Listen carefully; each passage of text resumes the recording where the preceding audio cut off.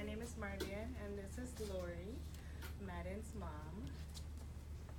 And we're gonna present something to tell you about Lori and how she got her stroke, and how she became the person that she is today.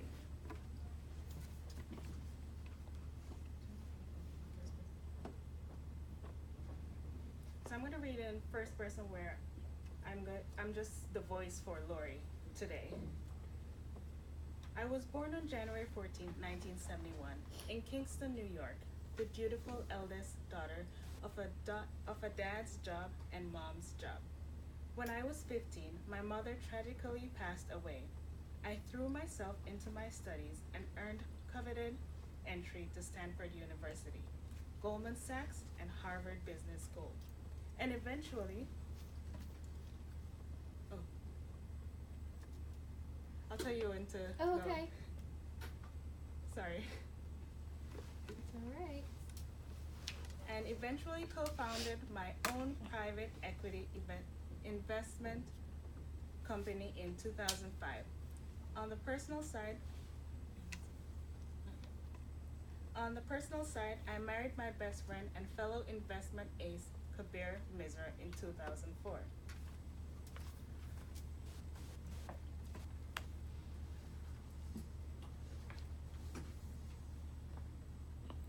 At age 15, I tasted my first bit of tragedy in my life as I lost my mother to cancer, leaving me to be raised by my large extended network of grandparents, aunts, uncles, cousins, and father, who is loving but exacting. I went through the public school system. When I graduated high school, I did better than my father's expectations and got accepted to Yale and MIT. And this is Lori, the little baby right there, and that's her mom. Doesn't she look like her mom? Yeah.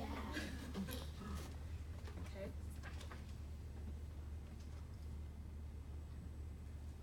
But I decided to trade the snowy winter of snowy New York to go to Palo Alto for the Ivy League of the West, Stanford. I loved my network at Harvard, and I still call my friends today. After I graduated, I got accepted to the financial powerhouse, Goldman Sachs.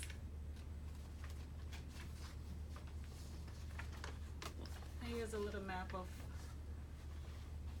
where is her home now, where she grew up, was born, and where she last had her stroke at the Hong Kong office there.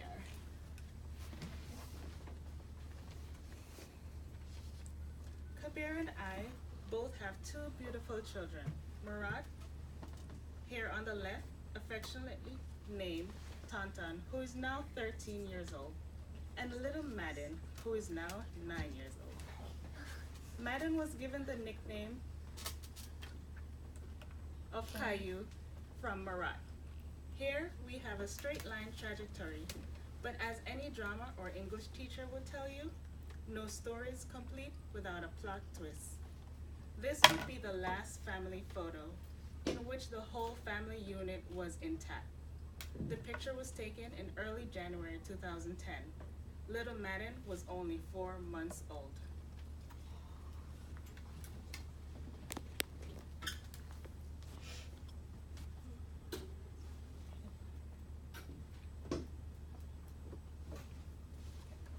In 2010, I was happily working and living a full life in Hong Kong with Kabir and my two beautiful sons, 4-year-old Murat and 4-month-old Madyn.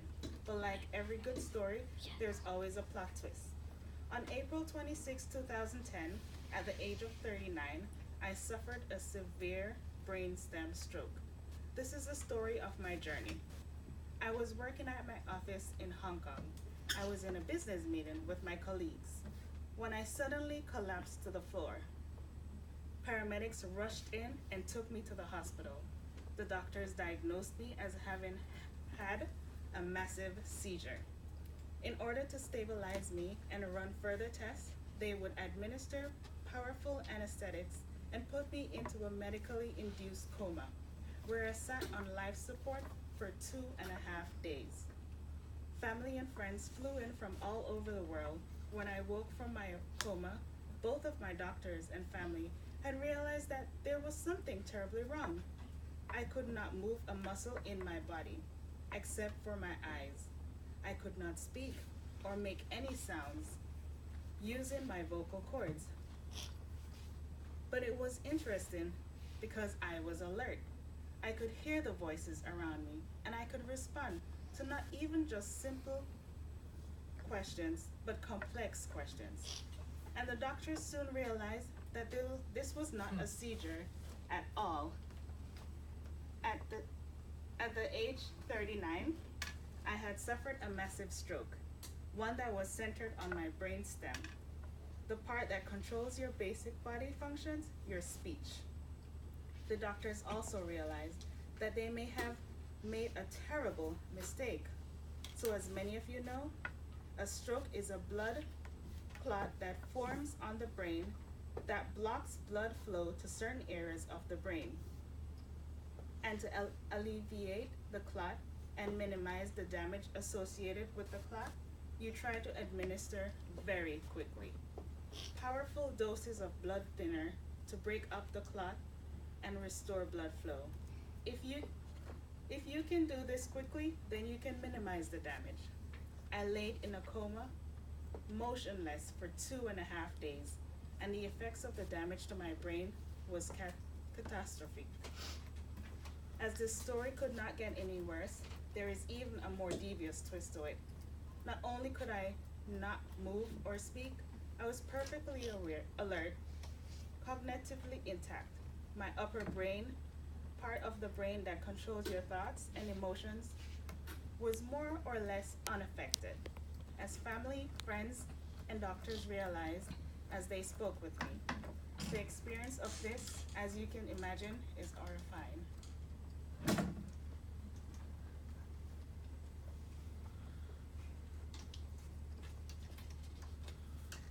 After surviving 2 days in a coma, I was diagnosed with locked-in syndrome, a condition where my mind was clear, but I was unable to speak or move, a mute quadriplegic. A syndrome is an adequate word to describe when one's whole life being ripped away. I had ups and downs from depression to despair. You were locked in, literally a prisoner in your body. It's an exceedingly rare type of stroke affecting no more than 1/100th of 1% of all stroke sufferers. Remember, I was only 39 years old. Not in my 70s, not in my 80s. I was a young woman in my prime. In time, I learned to communicate with my family and my caregivers. This is Madyn at 2 years old. Madyn, my youngest son, he was only 4 months old when I had my stroke, and he is now 9 years old. I thank God for my eyesight. Madyn is very thoughtful. Once at Dave & Buster's, he redeemed some tickets for a purple necklace for me. I hope he has good memories of his childhood.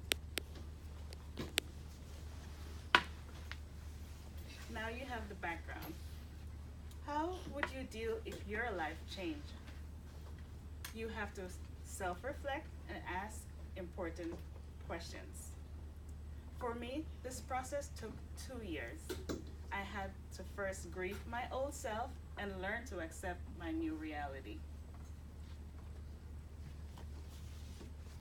The paradigm A is typical.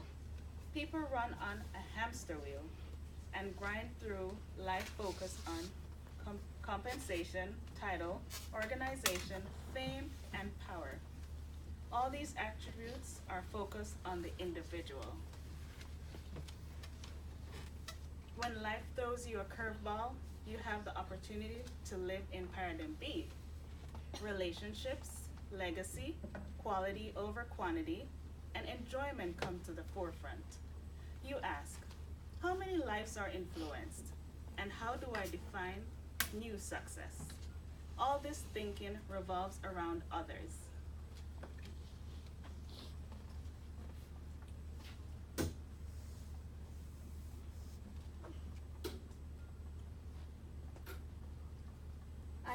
published Reflections on a Changed Life. It is currently sold on Amazon, and all net proceeds go to Stanford Stroke Research. The first book has also been published in Chinese and is sold in Taiwan, Hong Kong, and China. I have written 4 more books. The second book is a collection of prayers to my kids, and pictured here. My third book is a compilation of my pre-stroke journals, including a diary of my sailing trip in the British Virgin Islands called Choppy Waters. My 4th book, called Rising Phoenix, is on my recovery.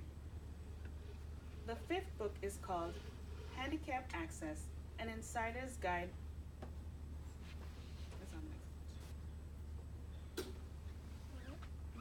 The 5th book is called Handicap Access, an Insider's Guide for Etiquette Towards People with Physical Disabilities. All books are sold on Amazon, and this is the 5th book.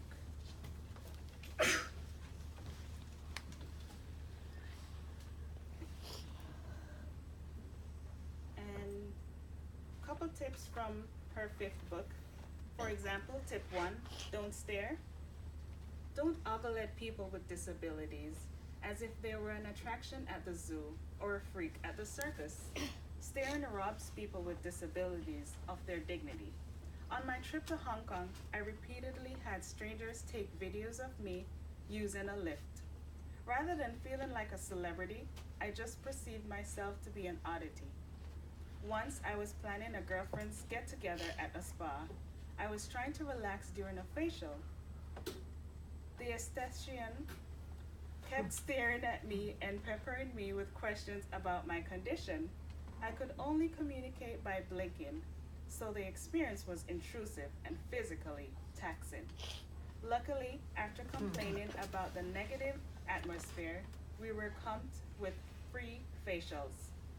I was self-confident enough to let that slide, since my stroke had occurred 7 years ago, and I had already had 2 years of psychotherapy. In the beginning, right after my stroke, I lived like a hermit, and when I did venture out, it was to seclusion and solitude of private rooms. Stairs were like daggers to my self-esteem.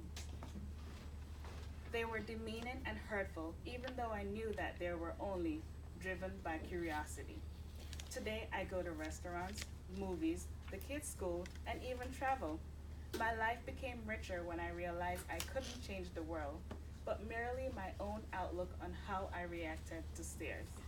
Everyone, especially children, can first approach me with a greeting, then ask me questions about my circumstance, just not during a facial. This is as a learning opportunity about stroke. The next tip, for example, tip 11, don't treat me like a table.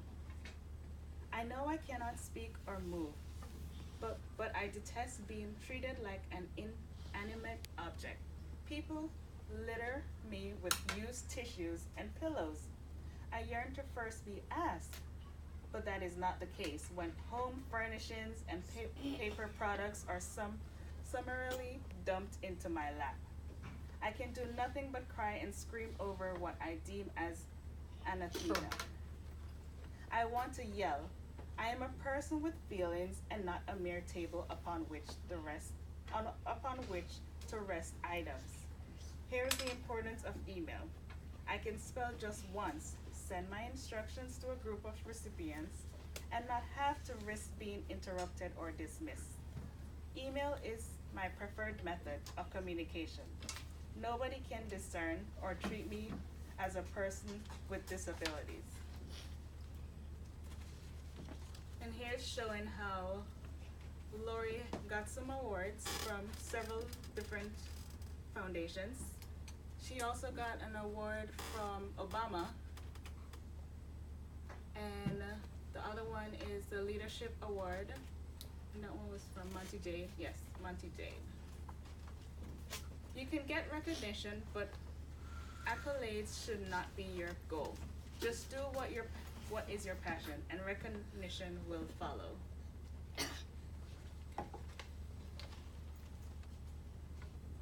questions, anyone?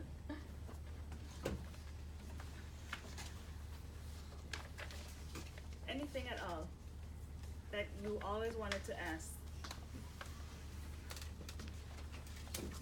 Okay, got you. What did it feel like having a stroke?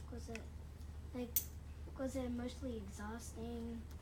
Was it uncomfortable? Strange?